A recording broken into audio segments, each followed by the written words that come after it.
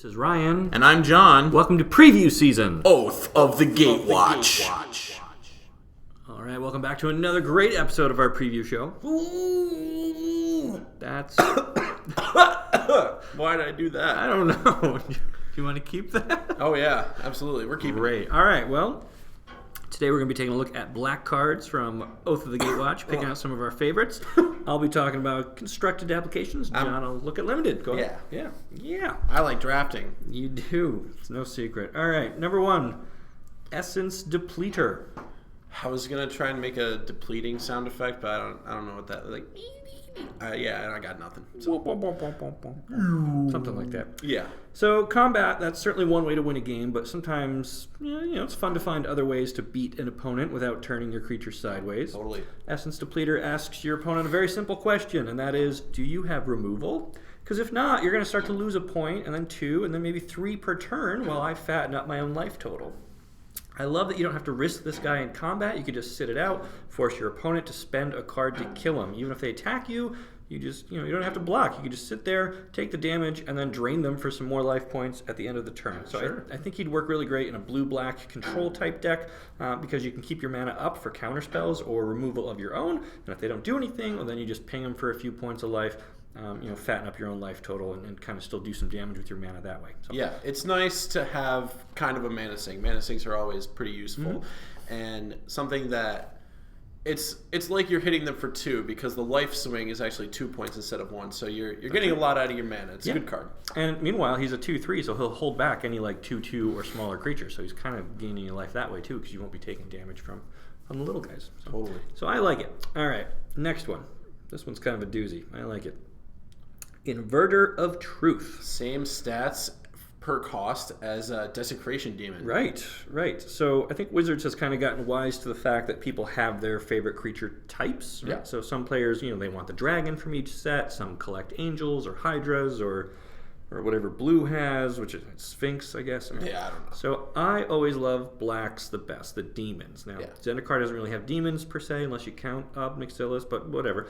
Inverter of Truth, I think, plays the role really well. So he's got the same, like you mentioned, stats or return on investment as Desecration Demon, being a 6/6 flyer for 4, and he challenges you to find a way to make his downside into an upside, right? So you basically turn your entire library into processor stock for your opponent, because it all goes to exile.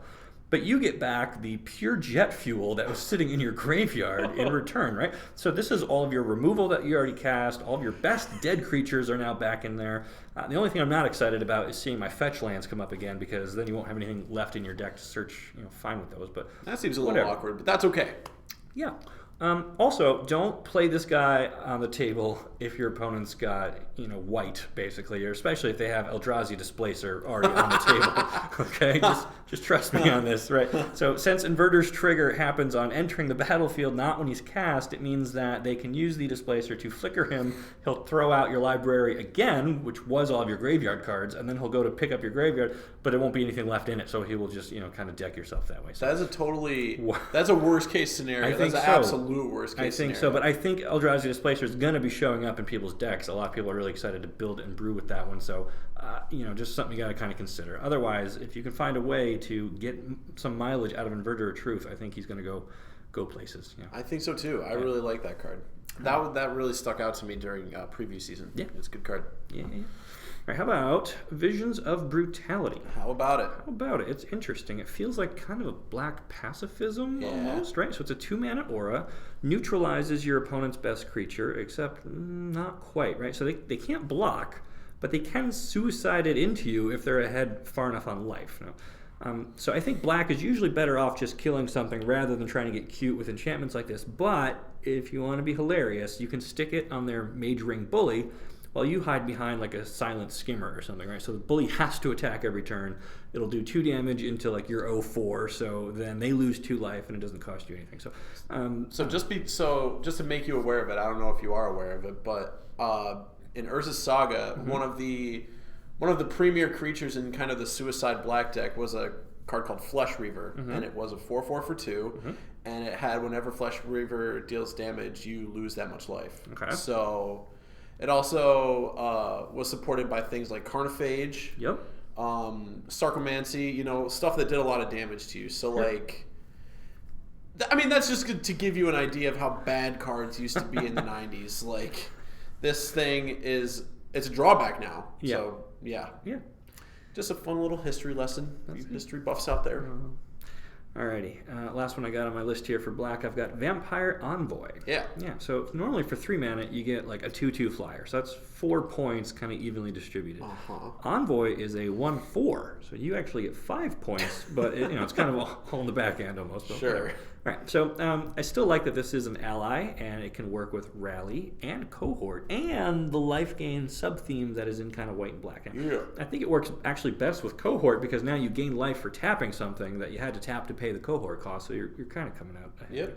Yep. So I think this card seems kind of unassuming at first, but it might help allies break away from the Rally the Ancestor strategy and play a more straightforward kind of game.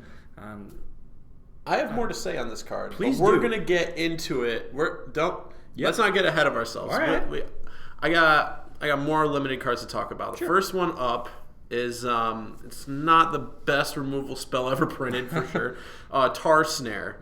I had this and Zulaport Chain Mage pretty close for the 5 spot on my top 5 limited cards or limited commons in black, but I went with Tar Snare because while it is suboptimal removal, it's just more expensive than most of the creatures you're going to be killing with it, but you can use it as a pseudo combat trick in a pinch, and that gives it a slight edge over the 4/2 for 4. All right, yeah. Next up is Slaughter Drone. It is a grizzly bear. I think it's 2/2 for 2, and you can pay colorless to give it Death Touch. So I really like Death Touch in limited, especially when the creature's super cheap, because that means you're just always trading up. You never have to put it in a position where you're not just trading up, and trading up is awesome. Yes. All right, Sky Scourer. Now, this card is kind of shades of Kozilek Sentinel from Battle for Zendikar. Kozilek Sentinel is a 1/4 for 2.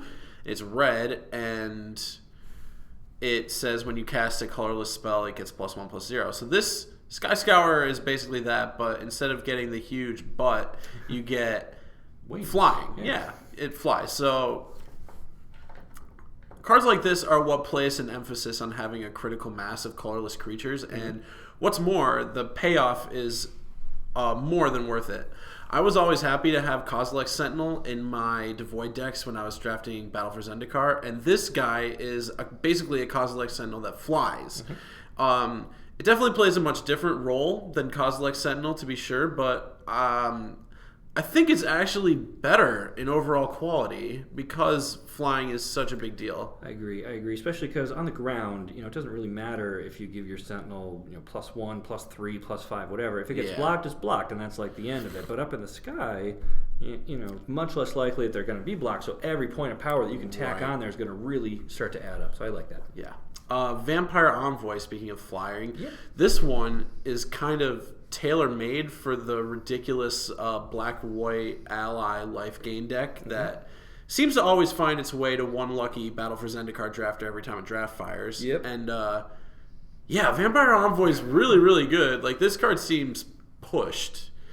It's an ally, it flies, it gains life, has lots of toughness. It's exactly what you want. It's great.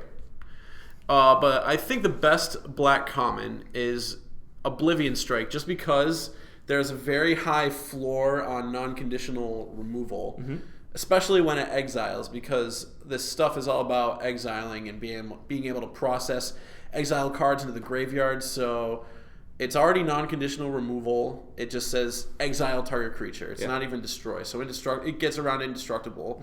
It will trade for Ulamog, which is great. He's out there. So the drawbacks on this card are pretty apparent. It's a sorcery. It costs 4 mana. But the potential upsides definitely outweigh its speed and cost. I agree. So to sum up, there's a much lower volume of black Devoid support cards that require colorless mana to unlock their full upside. So if you are in Devoid and you're drafting black, then that kind of keys you in to, maybe don't have to prioritize the colorless mana so much because I'm getting their full potential up front. I don't need that colorless mana to get it all. Yeah. Yeah, but you do want to watch for maybe some other colorless creatures like Scourer and other colorless spells. So those would still be good to avoid stuff. So yeah, like you said. All right. So overall, black for limited. What do you think? I like it a lot. I like it a lot. I think